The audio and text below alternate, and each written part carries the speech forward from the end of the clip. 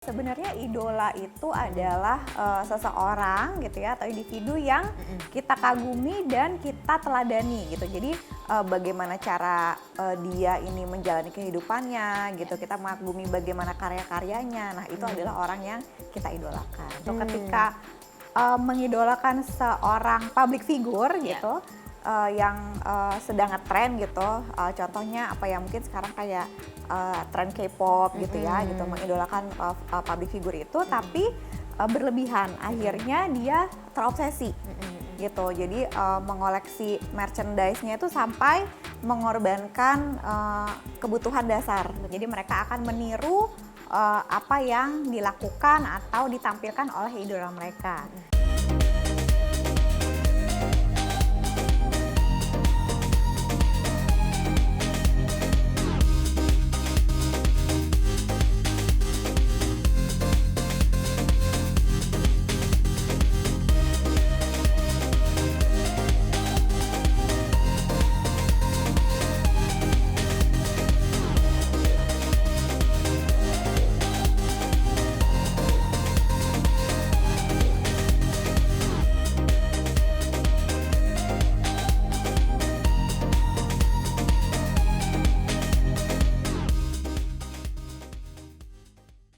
Hai Bunda-Bunda, bertemu lagi di persembahan untuk Bunda, Bunda Cerdas Keluarga Bahagia. Hanya di Mata Milenial Indonesia TV, matanya Indonesia. Seneng banget Bunda, aku Putri Andriana bisa balik lagi yang akan temenin Bunda selama kurang lebih 30 menit ke depan. Dan kita akan bahas banyak informasi tentang parenting gitu ya, tentang anak. Dan ngomong-ngomong kalau misalnya soal anak, itu kan pasti dalam hidupnya itu seorang anak membutuhkan sosok idola. Karena memang tidak bisa kita pungkiri, dalam hidup kita pun kita memiliki sosok yang kita kagumi. Baik orang tua, guru, teman, hingga artis idola. Nah, sosok yang dikagumi itu seringkali kita jadikan role model. Bahkan bukan kita, mungkin dengan anak-anak, remaja gitu ya. Bahkan saking kita mengidolakannya, tanpa kita sadari perilaku, perbuatan, dan perkataan mereka pun bisa kita tiru. Bahkan dikatakan juga idola itu bisa mengubah cara pandang hingga kebutuhan hidup kita. Nah, itu sekaligus jadi tema kita hari ini Bunda. Jadi aku mau bahas tentang seberapa penting sih peran idola di kehidupan anak. Tapi seperti biasa pastinya aku tidak sendiri. Aku sudah ditemani oleh psikolog kesayangan kita. Halo Mbak Linda. Halo Putri. Ini buat Bunda yang memang sering nonton persembahan untuk Bunda pasti sudah nggak asing lagi ya dengan Mbak Linda. Jadi balik lagi nih Mbak Linda, kita seperti biasa ya. Iya. Hari ini aku mau bahas tentang seberapa penting peran idola di kehidupan anak. Nah, aku sebenarnya agak-agak bias sih dengan kata-kata idola gitu ya. Tapi kalau misalnya dari segi psikolog gitu ya, sebenarnya idola tuh kalau kita artiin seperti apa sih Mbak? Ya, sebenarnya idola itu adalah seseorang gitu ya atau individu yang kita kagumi dan kita teladani gitu. Jadi bagaimana cara dia ini menjalani kehidupannya gitu. Kita mengagumi bagaimana karya-karyanya. Nah, itu adalah orang yang kita idolakan. Idola berarti bisa kita bilang adalah seseorang yang jadi role model kita gitu lah ya. Betul. Nah, tapi sebenarnya kalau misalnya kita bilang idola, itu apa sih yang membuat seseorang tuh bisa menjadi idola kita? Biasanya apa yang kita lihat, apalagi terutama untuk anak-anak gitu Mbak?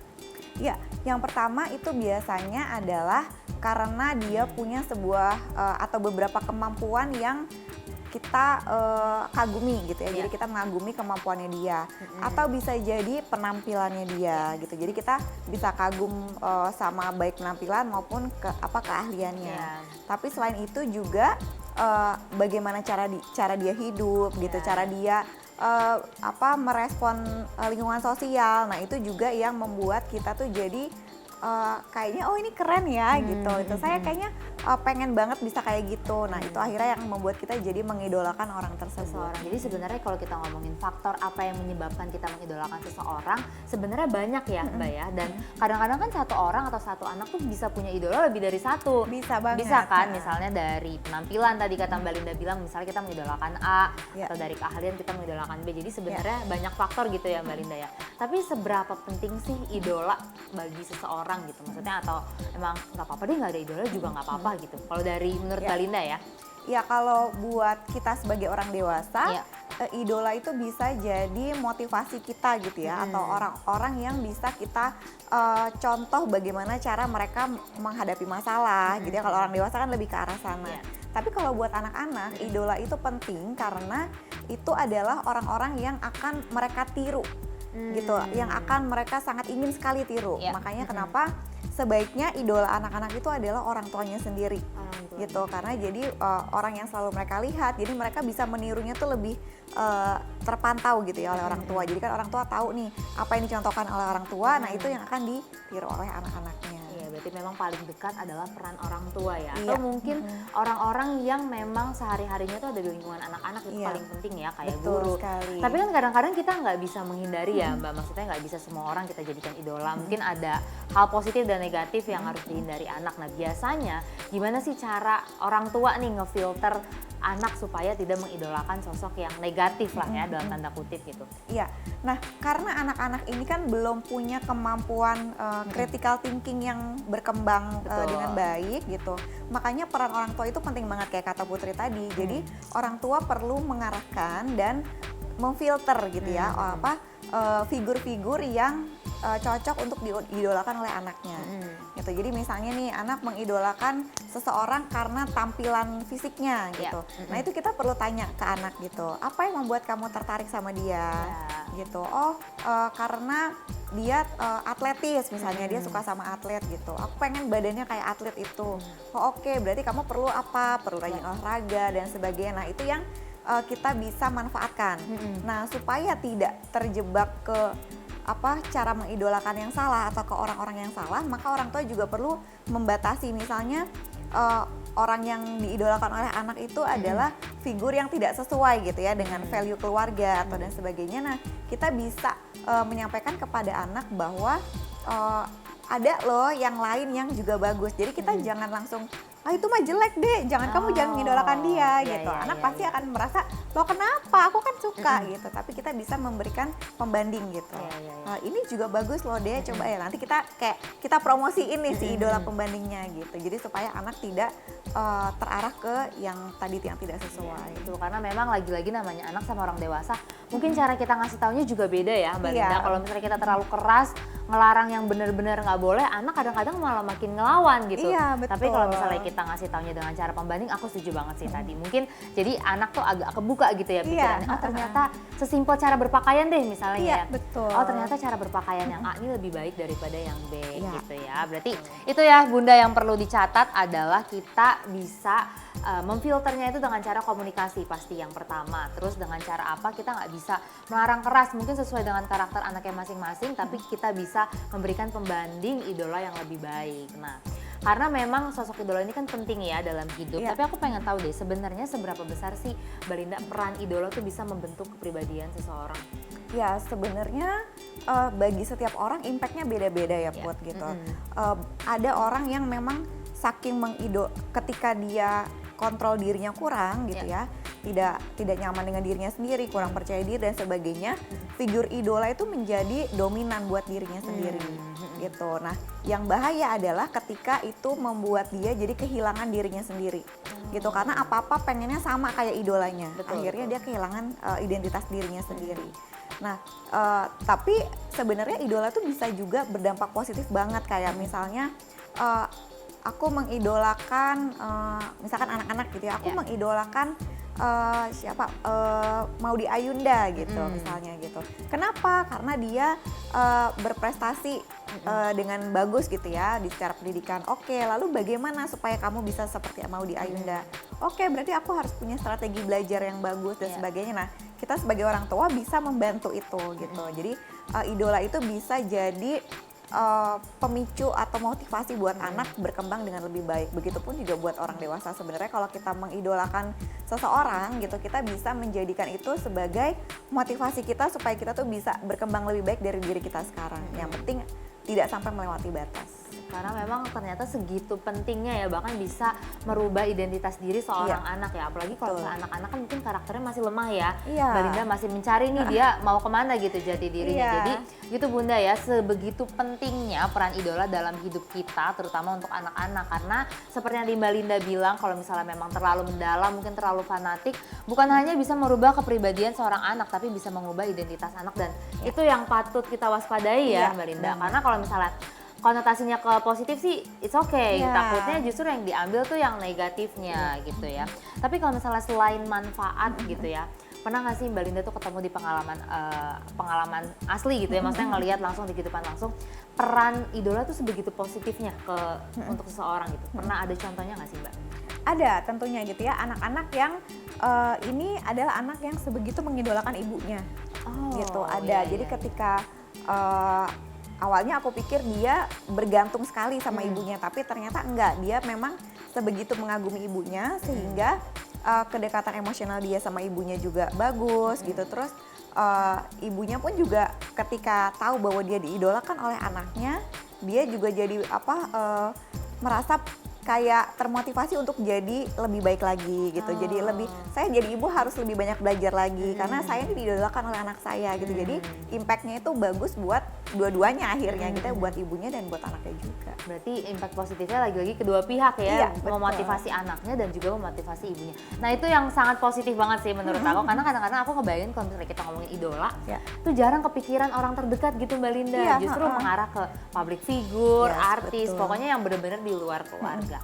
Oke Bunda, wah ternyata ini pembahasan yang seru banget ya menurut aku, karena ini adalah hal yang simple tapi ternyata ini sangat penting terhadap karakter anak. Makanya aku masih mau nanya-nanya lagi ke Mbak Linda. Jadi buat Bunda terus pastikan bersama aku, jangan kemana-mana, tetap di Persembahan untuk Bunda, Bunda Cerdas Keluarga Bahagia.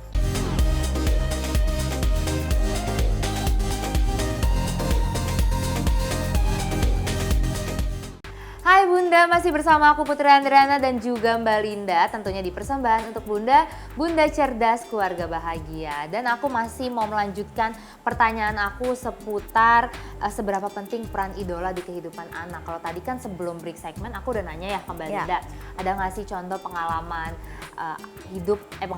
pengalaman asli gitu ya, maksudnya manfaat positif dari mengidolakan seseorang. Nah aku sekarang pengen nanya yang negatifnya. Pernah ketemu nggak sih Mbak Linda yang impactnya tuh sebegitu parahnya gitu ke anak? Iya, ada tentunya Ada ya ya? Put ya. Jadi ini tidak hanya di anak gitu, bisa jadi banyak di remaja juga gitu. Ketika mengidolakan seorang public figure gitu, yang sedang ngetren gitu. Contohnya apa ya, mungkin sekarang kayak tren K-pop gitu ya, gitu, mengidolakan public figure itu, tapi berlebihan. Akhirnya dia terobsesi gitu. Jadi mengoleksi merchandise-nya itu sampai mengorbankan kebutuhan dasar. Betul. Gitu. Jadi kayak rela makan yang tidak bergizi supaya dia punya uang untuk membeli merchandise gitu. Itu kan berarti sudah tidak sehat. Terus juga yang tidak sehat lagi berikutnya adalah menganggap bahwa idolanya itu adalah manusia sempurna.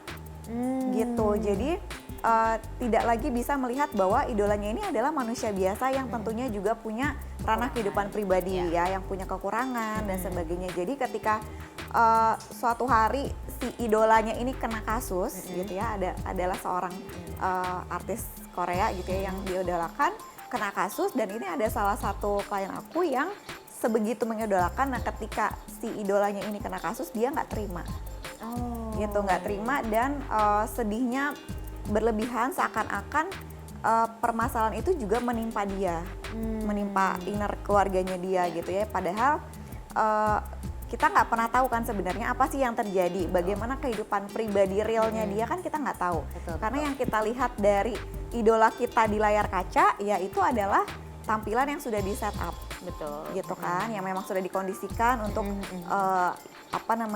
ada skenarionya lah ibaratnya gitu. Jadi ketika mengidolakannya sudah berlebihan, maka kita jadi nggak bisa menerima bahwa idola kita itu juga sama kayak kita loh gitu, ada kekurangannya. Nah itu yang bahaya sih. Iya betul, aku setuju banget sih Mbak Linda. Ini ngomong-ngomong Korea, memang sekarang kan lagi hype banget ya. Iya. Atau kita nyebutnya Korean Wave gitu ya. Korean Wave. Betul, dan menurut aku ini ada lagi salah satu another level dari fanatik itu adalah seseorang itu menuntut idolanya harus seperti yang mereka mau gitu kan. Betul. Padahal benar kata Mbak Linda tadi, bagaimanapun meskipun mereka idola, public figure, pada dasarnya adalah mereka manusia, punya kesalahan kayak kita juga gitu ya. Kadang-kadang kita mau dituntut aja suka kesel kan ya Mbak Linda, gimana mereka yang dituntut satu Indonesia apalagi satu dunia gitu. Dan tapi aku penasaran nih ngomongin soal Korea emang lagi hype banget. Dan aku benar tuh yang kata Mbak Linda tadi, aku juga sering nemuin di lingkungan aku kayak mereka sampai menghabiskan uang untuk beli merchandise, beli tiket, intinya memaksakan lah ya. Tapi sebenarnya apa sih Mbak yang bisa bikin seseorang sebegitu fanatiknya? Apakah memang lagi hype di publik kah gitu, maksudnya lagi banyak nih, lagi rame jadi ikut-ikutan FOMO gitu ya bahasanya, atau kayak gimana biasanya Mbak? Ya, yang pertama adalah ketika ada kesempatan buat ketemu sama idolanya gitu, meskipun entah itu dari jauh sekali gitu ya, atau bisa berpartisipasi dalam event yang idolanya tuh hadir gitu. Itu tentunya sangat membuat para fans ini itu excited banget gitu. Sebenarnya nggak masalah kalau memang aktif gitu ya dengan mengikuti kegiatan si idola kita. Tapi kalau misalkan itu sudah sampai tadi ya mengorbankan kesejahteraan dasar kita sendiri, nah itu yang berarti sudah berlebihan gitu. Jadi tetap ada batasan-batasan gitu. Jadi idola itu bukan bagian dari hidup kita, gitu. Kita punya kehidupan sendiri gitu. Toh idola kita juga tidak menentukan nasib kita, gitu. Jadi kita sendiri yang perlu bisa ngatur, bisa maintain sejauh mana sih kita bisa berpartisipasi, gitu. Wajar banget kalau kita pengen ketemu idola kita, tapi ya itu jangan sampai keinginan itu akhirnya mengorbankan hal-hal yang sebenarnya lebih basic dan lebih penting. Mungkin yang dikejar itu rasa puas juga kali ya Mbak Linda. Jadi ketika pengen sesuatu terus didapat, terus ada rasa kepuasan sendiri, akhirnya lagi besok-besok pengen lagi kayak gitu. Padahal mungkin kita tuh cuma satu di antara sejuta orang yang juga udah ketemu idola dan segala macam ya, cuman lagi-lagi berlebihan. Tapi yang case tadi Mbak Linda temuin tuh yang dia sebegitu sampai stres, sedihnya idolanya kena kasus, itu cara ngobatinnya gimana Mbak? Terapinya seperti apa? Ya, terapinya cukup panjang, kebetulan anak remaja gitu. Anak remaja datang dengan keluhannya beberapa hari mengurung diri di kamar, nangis nggak mau sekolah. Gitu. Ternyata setelah ditelusuri, orang tuanya nggak tahu gitu bahwa anaknya sedang patah hati karena idolanya kena kasus polisi lah gitu. Jadi setelah ditelusuri ternyata itu penyebabnya, dan akhirnya ya yang diproses adalah bagaimana dia menanggulangi kesedihannya, terus membuat melatih anak remaja ini untuk bisa setting boundaries gitu ya, atau punya batasan diri gitu, mana yang memang masih berada dalam area yang bisa dia kontrol gitu, mana ada area yang tidak bisa dia kontrol, yang memang ya sudah kondisinya seperti itu, kita nggak bisa apa-apa gitu. Nah seperti itu. Terus juga melatih dia untuk bisa melihat realita gitu ya, batasan-batasan ini mana yang masih realistis gitu, bukan mana yang realita tuh dalam arti bukan mana yang halusinasi dan real gitu ya, enggak, tapi mana yang ini masih realistis untuk dilakukan, mana yang ini sebenarnya tidak perlu loh gitu. Jadi level wajar dan tidak wajar mungkin gitu ya. Berarti yang pertama itu memang yang paling utama harus kita lakukan adalah menanggulangi kesedihannya gitu ya, baru nanti pelan-pelan kita mengajarkan mereka kalau misalnya mana hal yang realistis dan mana yang tidak gitu perlu. Ya betul. Oke, nah itu kan tadi kita kalau ngomongin Korea itu kan mungkin lebih ke remaja kali ya Mbak Linda ya, maksudnya ya belasan tahun ke atas mungkin ya, kalau terlalu anak-anak kan nggak begitu inilah sefanatik itu. Tapi kalau misalnya ngomongin anak-anak nih, biasanya apa sih, anak-anak tuh mungkin kita ngomongin 5-6 tahun gitulah ya, pokoknya masih remaja nanggung. Apa sih yang biasanya mereka butuhkan atau ambil dari sosok idola gitu? Yang pasti yang pertama adalah mereka niru tampilan gitu ya, niru tampilan, terus niru gayanya gitu. Kalau misalkan yang ditiru adalah penyanyi gitu ya, itu yang ditiru adalah cara dance-nya gitu, cara berpakaiannya, cara menyanyinya. Cuman kalau untuk cara hidup, kalau untuk anak-anak mereka belum sampai sedalam itu gitu. Jadi masih lebih ke tampilan luar. Ketampilan luar gitu. Ya, mungkin cara berbicara gitu kali ya, adalah hal-hal yang masih mereka pelajari lah umur-umur segitu kan, kalimat-kalimat. Iya, gesturnya bagaimana. Gesturnya, betul. Jadi benar-benar yang sering mereka temuin orang tua atau mungkin keluarga lah ya di rumah itu adalah bisa dibilang secara tidak langsung role model mereka gitu ya. Betul. Mungkin kalau dibilang idola belum tentu sebenarnya mereka mau seperti itu, tapi karena tiap hari ngeliat orang-orang kayak gitu, mau nggak mau jadi role model gitu ya. Betul. Ya, memang ini benar-benar harus di highlight banget Bunda, apalagi yang idola tadi nih, mumpung masih anak-anak gitu ya, kalau Bunda punya anak yang masih anak atau remaja masih bisa dikontrol, lebih baik dikontrol gitu, karena kalau misalnya terlalu berlebihan juga, tadi yang kayak contoh Mbak Linda itu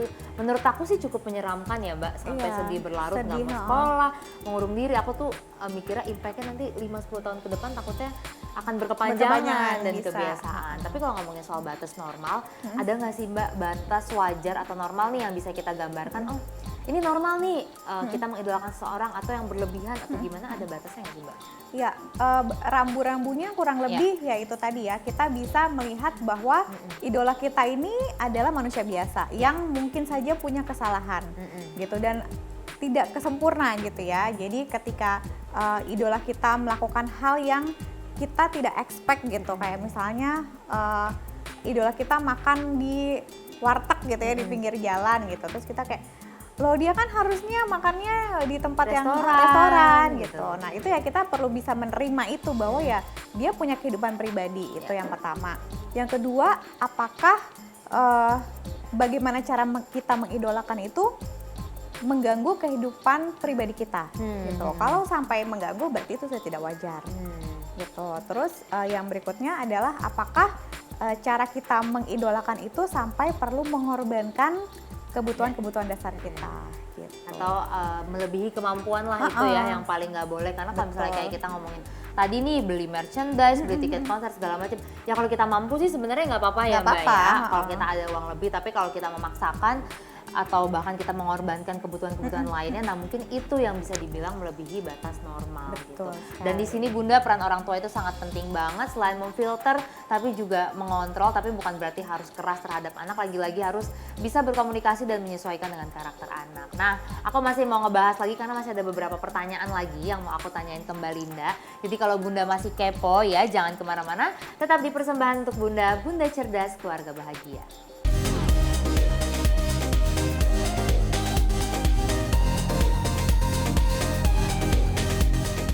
Oke Bunda, balik lagi di persembahan untuk Bunda, Bunda Cerdas Keluarga Bahagia.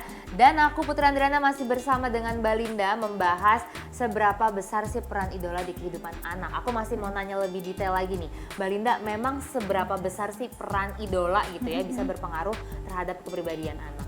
Gitu. Ya ini menarik banget nih Put ya, karena anak-anak itu kan memang masih proses mempelajari dunia ini gitu ya. Jadi mereka akan meniru apa yang dilakukan atau ditampilkan oleh idola mereka. Nih kalau anak-anaknya masih usia pra remaja itu masih yang ditiru adalah tampilan luar.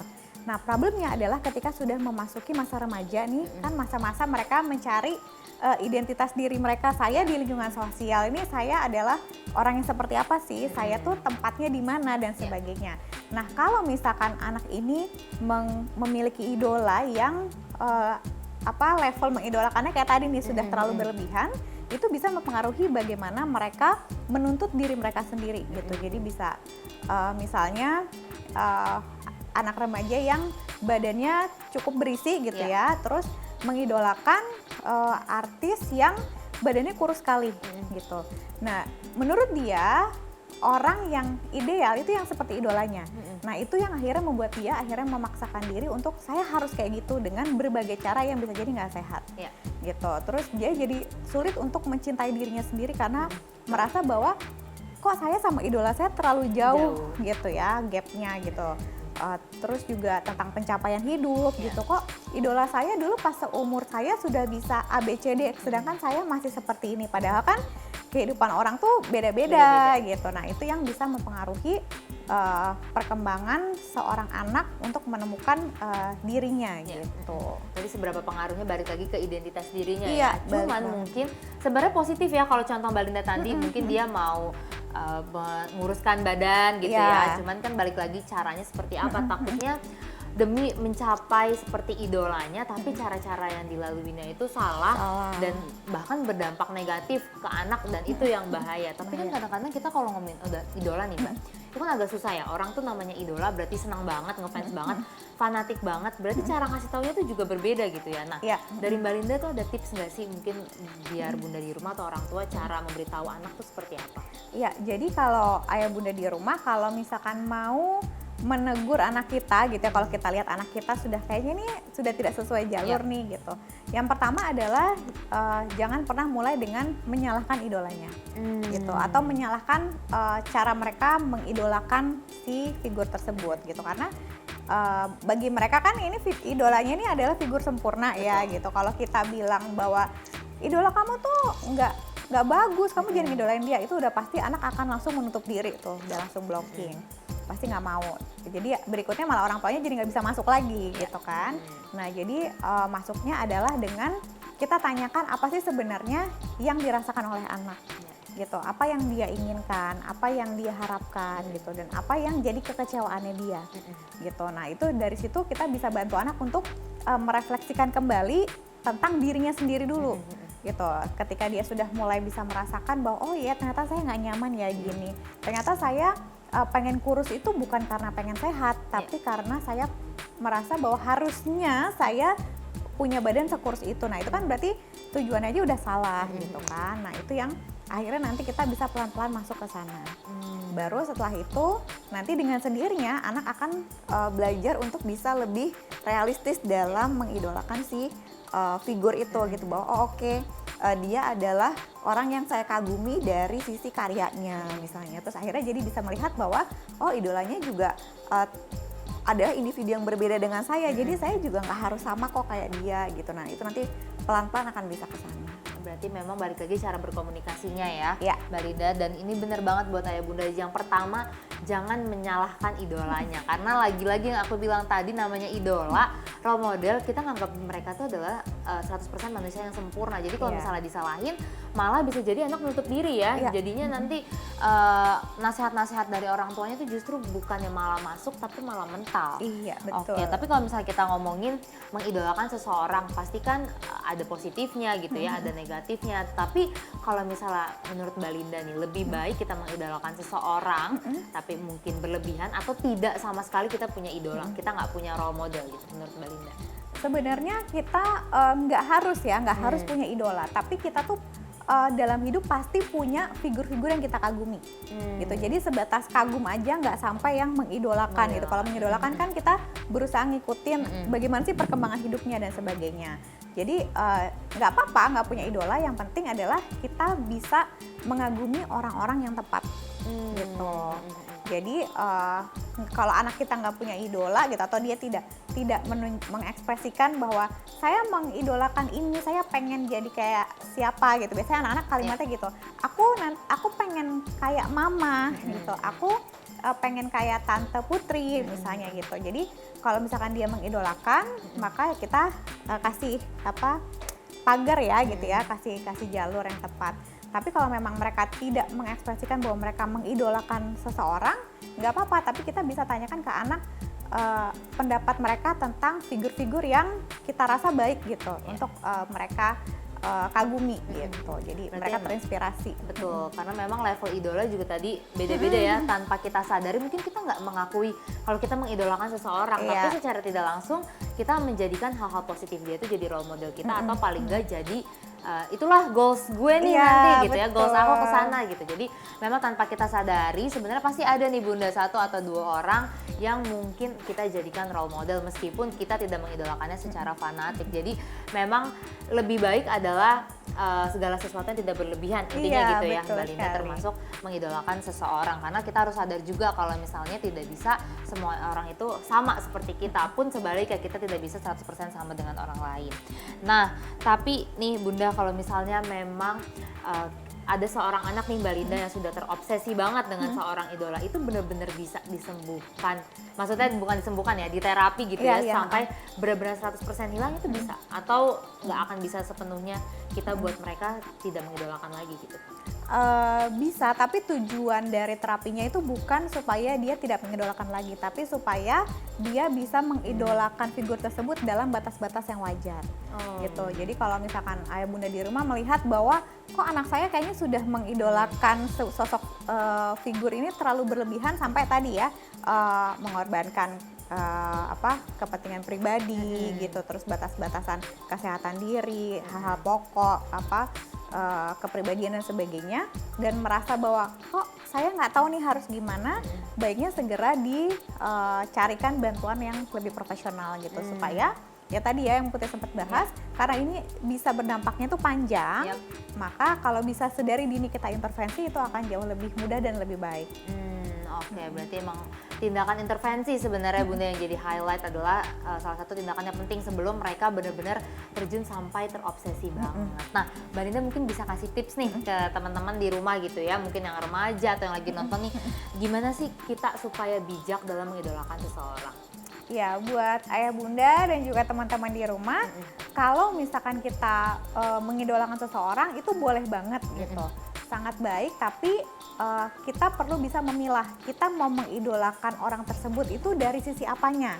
Itu kita perlu kenali dulu, apakah saya suka karyanya, saya suka tampilan wajahnya, atau saya suka apanya gitu. Jadi kita sejak awal tuh sudah punya frame dalam otak kita, dalam pikiran kita tuh punya batasan-batasan apa gitu. Terus berikutnya jangan lupa bahwa kita perlu juga mengingatkan diri kita bahwa idola kita ini adalah manusia biasa yang juga punya ketidaksempurnaan sama seperti kita.